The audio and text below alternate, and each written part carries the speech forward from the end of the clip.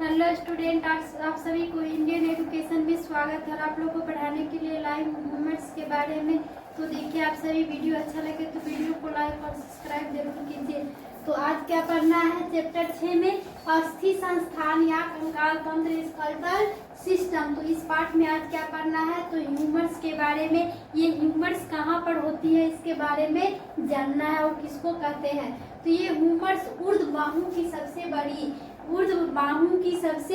बड़ी एवं लंबी अस्थि है। ये बाहु की सबसे बड़ी क्या है? तो लंबी अस्थि है। कौन? तो ह्यूमर्स क्या है कि बाहु का सबसे बड़ी लंबी अस्थि है, हड्डी है, सबसे बड़ी लंबी हड्डी है, जो कंधे एवं कहुनी के बीच की स्थित रहती है। जो कहाँ पर? तो ये केहनी से कंधे तक की बीच स्थित रहती है। ये कौन? तो ह्यूमर्स हड्डी। और इसमें दो सिरे या छोर तथा बीच में काय। ये इसमें क्या होती है? एक सिरे और काय होती है, जो शेप्ड होता है। जो कैसा होता है? तो शेप्ड होता है। और छोरों को अधिवर्ग एपीफाइसिस तथा सेप्ट को अस्थिवर्ग या डाइफिसिस कहते हैं। और एपीफाइसिस सेप्ट को क्या कहेंगे? तो अस्थिवर्ग, या इसका दूसरा नाम है डाइफिसिस। तो डाइफिसिस कहते हैं। तो इसके ऊपरी सिरे पर एक गोलाकार शीर्ष होता है। और इसके ऊपरी शीर्ष पर कैसी होती है? तो गोलाकार एक शीर्ष होता है, हेड होता है। और जो कचाव उपास्थि, जो किससे? तो कचाव उपास्थि का हाइलिन कार्टिलेज से ढका रहता है। और वह किससे ढका रहेगा? तो हाइलिन कार्टिलेज से ढका रहता है। और स्कापुला की गलिनाइड गुहा से, जो स्कापुला होती है उसके गलिनाइड गुहा, गैलिनाइड फोसा, जो गैलिनाइड फोसा में फिट होकर कंधे का जोड़, जो कंधे की जो जोड़ होती है उसमें शोल्डर जॉइंट होता है। जो क्या होगा? तो शोल्डर जॉइंट बनाता है। और शीर्ष में हेड के एकदम नीचे, जो शीर्ष होती है उसमें एकदम हेड नीचे की ओर, एकदम नीचे का कुछ संकीर्ण भाग एनाटॉमिकल ग्रीवा। जो कौन भाग? तो एनाटॉमिकल ग्रीवा, एनाटॉमिकल नेक कहलाता है। और जो नीचे वाले भाग क्या कहलाएगा? तो एनाटॉमिकल नेक कहलाता है। और इसके पास एक बड़ा एवं एक छोटा दो उभार होते हैं। और इसके बाद एक बड़ा और एक कैसा? तो छोटा आकार का उभार होते हैं। और बड़े उभार को ग्रेटर ट्यूबेरकल, बड़े उभार को क्या कहेंगे? तो ग्रेटर ट्यूबेरकल। तथा छोटे उभार को क्या कहेंगे? तो लेसर ट्यूबेरकल कहा जाता है। और इन दोनों उभारों के बीच में एक गहरी ग्रूव होती है। एक बहरी कैसी होगा? दोनों उभार के बीच में तो ग्रूव होती है, जिसे बाइसिपिटल ग्रूव अथवा इंटरट्यूबेरिकल सल्कस कहा जाता है। इसको क्या कहा जाएगा?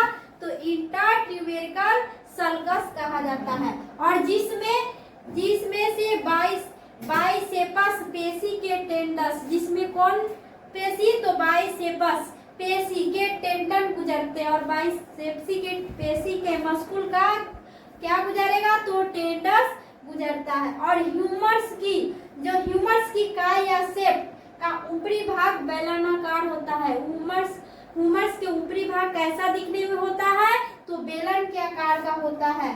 और सिलेंड्रिकल होता है। जब कैसा होता है? तो बेलनाकार का। जो तथा निचले आधे भाग में यह चपटा हो जाता है। और निचले के आधे भाग में कैसा दिखेगा ह्यूमर्स का? तो चपटा हुआ, जो काम की आकार में वह दिखता है।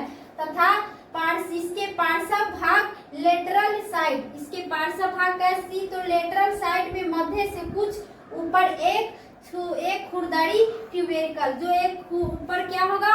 तो खुरदरी ट्यूबेरकल होती है, जिससे क्या कहेंगे?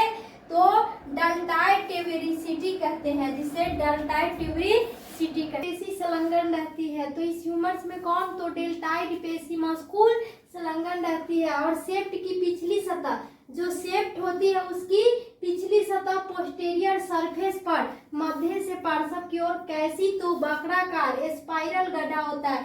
जो स्पाइरल कैसी? तो वक्राकार रूप में एक गड्ढा होता है, जिसे रेडियस ग्रुप कहते हैं। और उसे क्या कहेंगे?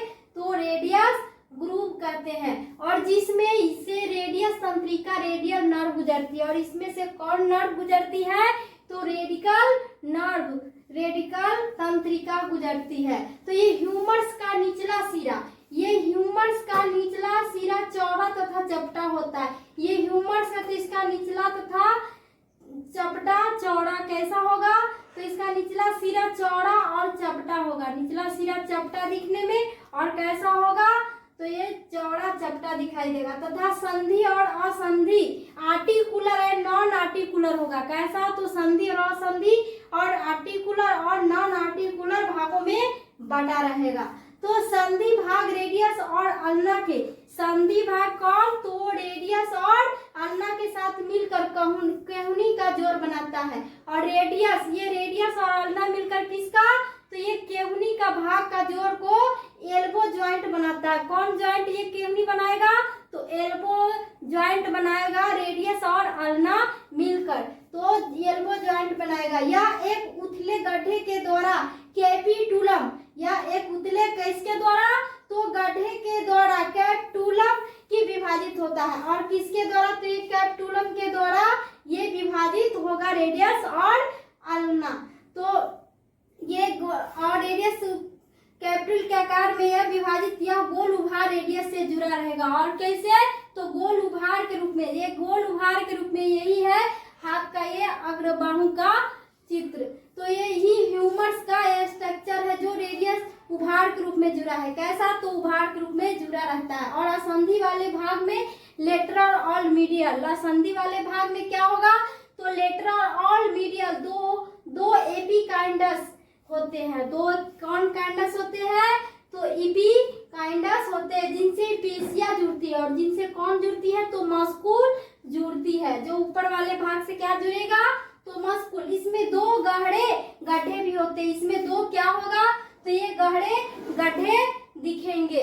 तो पिछले को ओलिक्रेनल फोसा, पिछले को कौन फोसा कहा जाएगा, तो ओलिक्रेनल फोसा पिछले भाग को कहा जाता है। किसका, तो ह्यूमरस वाले भाग में। जो बाह की संधि, जो बाह को सीधे करने पर अल्ना को ओलिक्रेनल प्रवर्त को स्थान देता है। जो बाह को क्या करने में, ये बाह है, इसको सीधा करने में कौन देगा प्रवर्त, तो ओलिक्रेनल प्रवर्त देगा। ओलिक्रेनल क्या करेगा, तो बाह को सीधा करने के लिए ये पूरा प्रवर्त को स्थान देगा ओलिक्रेनल। जो अगली सतह पर क्रोनाइड फोसा, जो अगली सतह पर कौन, तो ओलिक्रोनाइड फोसा और रेडियस फोसा होगा। और कौन फोसा होगा, तो ओलिक्रोनाइड और रेडियस फोसा होगा। जो बाह को केहुनी को मोड़ने पर रेडियस की सिरा तथा अल्ना के क्रोनाइड प्रवाहित को अलग अलग स्थान देगा। और रेडियस और अल्ना को केहुनी को मोड़ने के लिए क्या करेगा, ये केहुनी को तो सीधा रखने के लिए स्थान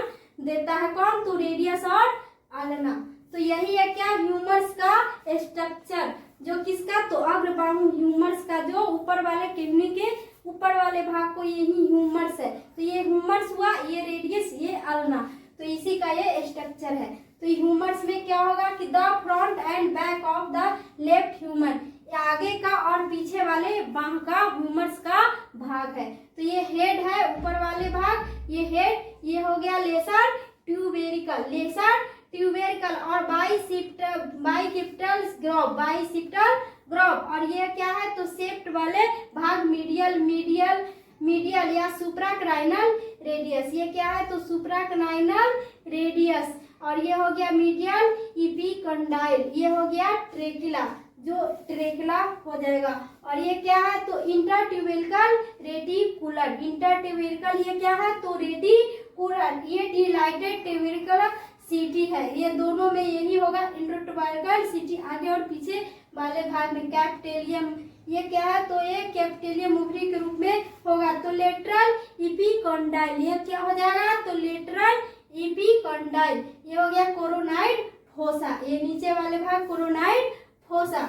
यही है एनाटॉमिकल नेक, ये क्या है, तो एनाटॉमिकल नेक। ये हो गया ग्रेटर ट्यूबेरिकल, इसमें भी आगे वाले भाग में ग्रेटर ट्यूबेरिकल, पीछे आगे दोनों वाले भाग में होती है। तो ये हो गया सर्जिकल नेक, ये हो गया कौन नेक, तो सर्जिकल नेक। ये हो गया स्पाइरल ग्रोव, ये हो गया ओलिक्रेनियल फोसा। तो यही है ह्यूमरस का स्ट्रक्चर।